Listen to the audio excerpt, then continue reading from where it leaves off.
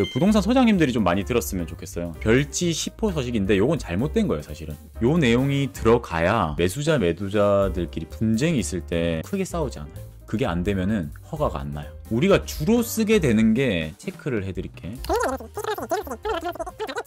자, 오늘은 토지거래 허가구역에서의 계약 방법에 대해서 좀 설명을 드리려고 합니다. 많은 분들이 당황하고 계시죠. 서울 25개구를 비롯해서 경기도의 주요 지역이 토지거래 허가구역으로 묶여있는 상태입니다. 그러다 보니까 제가 이번 주 내내 토지거래 허가구역에서만 계약을 했어요. 이게 제가 가는 그 부동산마다 토지거래 허가구역 걸리고 나서 첫 계약인 거야. 첫 계약이다 보니까 이제 소장님들도 이거 어디서부터 뭘 먼저 해야 되는지를 많이 당황하셔가지고 옆에서 제가 직접 쓰고 도와드리는 해프닝이 많이 일어나고 있는 거죠. 그래서 오늘은 토지거래 허가구역에서의 계약 방법, 아주 기초적이지만 아주 중요하고 여러분들이 잘 알아야 되는 부분들이 많습니다. 그래서 부동산 소장님들이 좀 많이 봐주셨으면 좋겠어요. 구청의 허가를 받을 때 제출해야 되는 서류가 상당히 많은데 이걸 부동산도 모르고 지금 구청도 잘 모르고 있는 게 현실인 것 같아요. 근데 이제 소장님도 잘 모르시니까 처음에 주택과에 한번 전화를 해서 확인을 해보시겠다. 이제 주택과에 전화했는데 우리도 잘 모르겠다. 이제 부동산 관리과에 다시 전화를 돌리겠다. 그래서 부동산 관리과에도 전화 돌렸는데 우리도 잘 모르겠다. 내부적으로 한번 확인해보고 다시 전화 주겠다 해서 한 3번을 돌았던 것 같아요. 맞아요. 그래서 전화를 계속 돌려가면서 이제 서로가 지금 모르는 정보들을 이제 공유하고 있는 아주 상황이 돼버렸었습니다.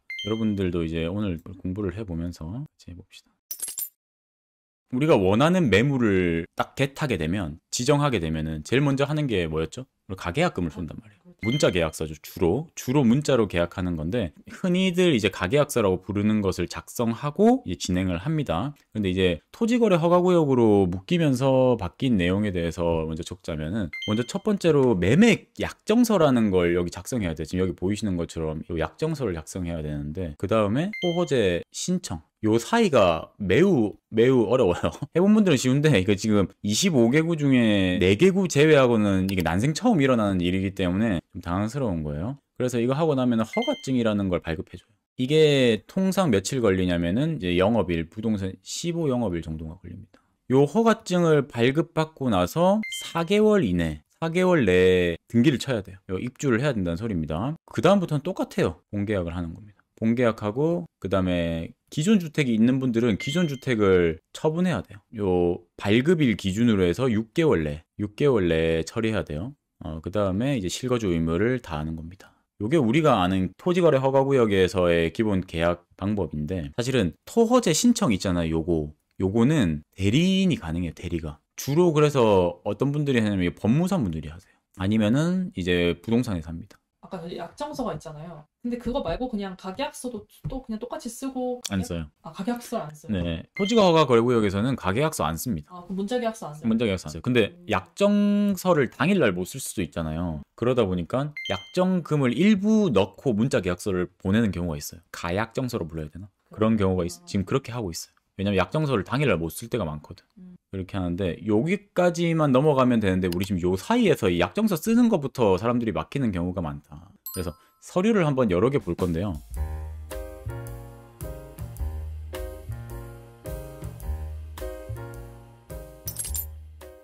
첫 번째가 부동산 매매 약정서예요. 부동산 매매 약정서가 뭐냐면은 요게 이제 허가를 받기 이전에 너와 나는, 매수인과 매도인은 이 허가 받기 이전까지는 매매 약정을 체결하고 취소하지 말자. 다른 사람한테 팔거나 물건을 넣거나 아니면은 뭐 다른 물건을 사거나 이렇게 하지 말자는 내용으로 써보는 겁니다. 이거는 이제 사실은 국토교통부도 관심 없고요. 사실은 관할구청도 관심 없어요. 사실은 제출 내용이 아닙니다. 그러니까 매수인과 매도인 사이에서 중개인 분이 이제 조율을 하셔가지고 작성하는 건데, 이건 작성 방법은 좀 이따가 말씀드릴게요. 그 다음 두 번째가 토지거래계약 허가 신청서입니다.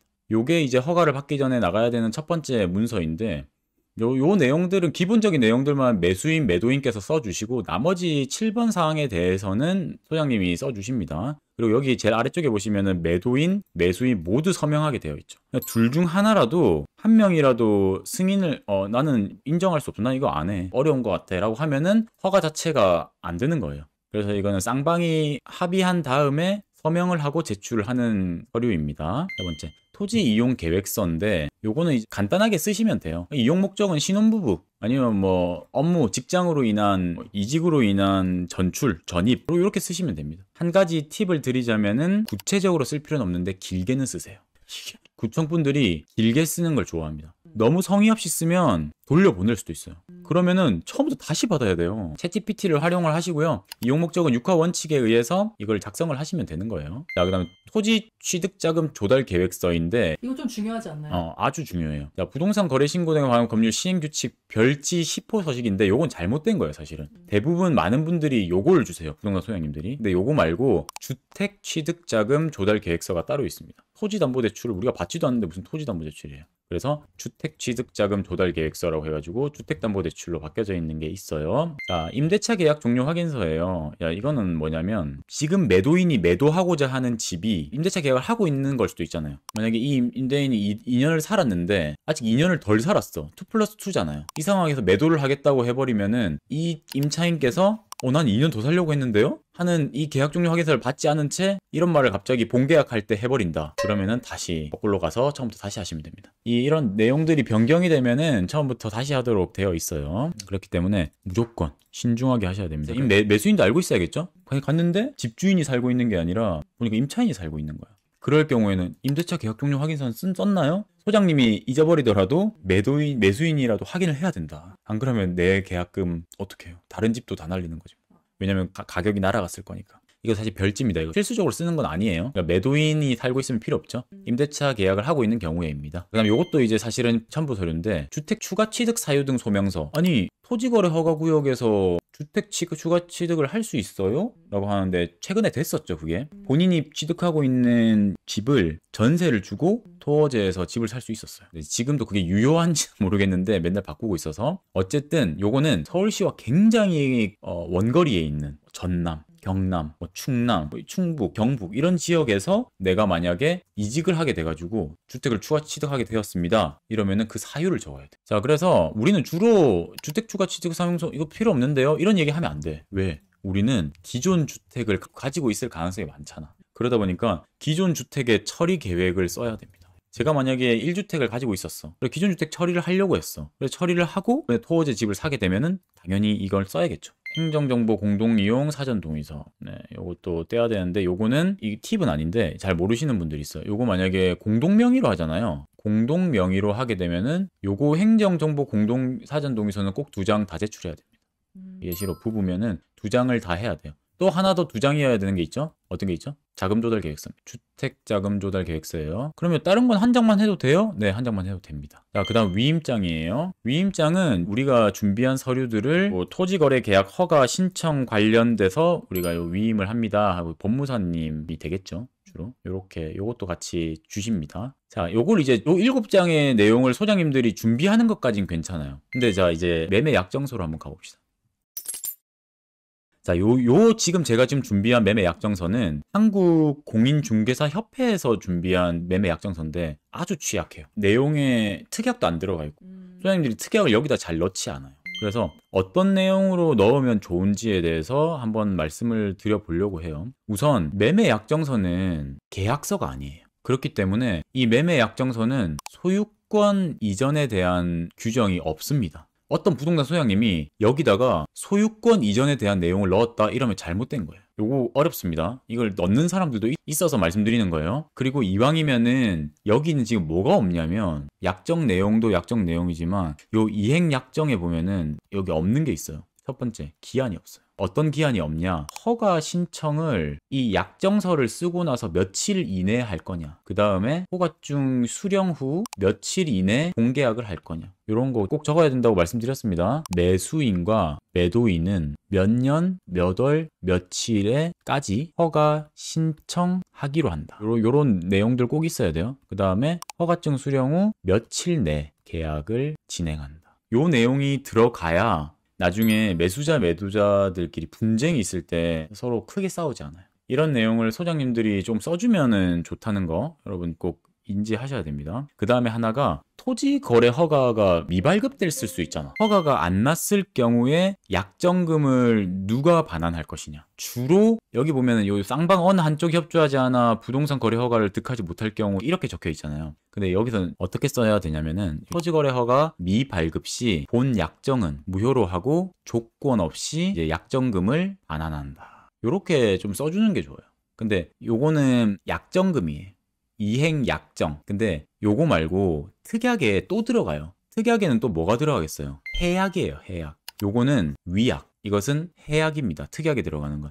해약은 여러분들이 잘 알듯이 매수자 변심, 매도자 변심 이런 식으로 적게 돼 있잖아요. 우리 가계 계약서에도. 자, 매수자 변심일 때는 계약금 포기, 매도자 변심일 때는 배액 배상 이런 식으로 적고 들어가는 거예요. 그래서 그러면 약정금 얼마 넣어요? 주로 얼마 넣습니까? 이렇게 하면은 강남 3구와 용산구에서 하는 것은 5천만 원에서 1억을 제시합니다. 이거는 가계약금이랑 다른 거예요? 가계약금입니다. 근데 이제 여기는 가계약금이 필요가 없죠. 요걸 가지고 사실 약정금을 쓰는 게 여기도 특약이 똑같이 들어가기 때문에 여기서 되게 예민한 부분들이 많이 나와요. 이 두 개는 별도로 보통 그래서 들어가도록 돼 있어서 소장님들이 구분해서 적어주시는 것이 좋습니다. 이미 토지에 있는 물건을 가지고 있는 거야. 그럼 내가 이제 토지에 있는 물건을 팔아야 될 거 아니야. 근데 봐봐. 토지 거래 허가증이 미발급됐는데 본약정은 무효로 조건 없이 약정금을 반환한다? 이거 받는데 통상 며칠 걸린다고 했죠? 15일. 15일. 많으면은 30일까지 걸려요. 이동안 수많은 매수자들이 붙었을 텐데 약정금을 반환시킨다고? 이거 매도자가 이거 위약할 일이 있겠어요? 주로 없습니다.